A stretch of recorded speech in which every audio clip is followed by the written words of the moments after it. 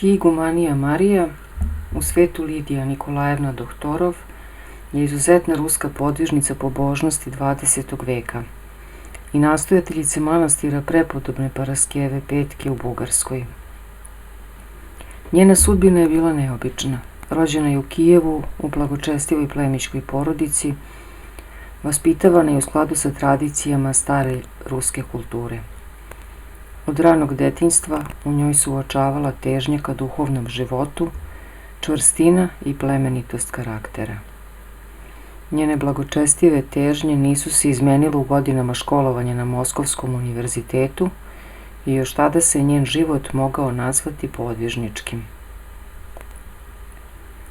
Nakon boljševičkog prevrata ona je, kao i mnogi drugi Rusi, bila prinuđena da napusti Rusiju kako bi se izbavila od progona bezakonne vlasti.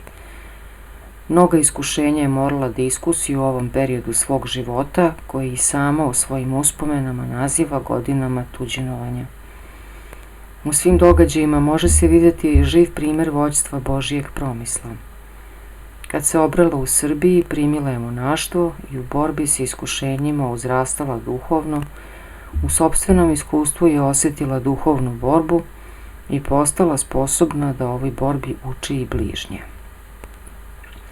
1954. godine zajedno sa duhovno bliskim ruskim monahinjama dolazi u zapušteni manastir prepodobne Paraskeve Petke u blizini Sofije i trudom sestara polurazrušena obitelj biva obnovljena.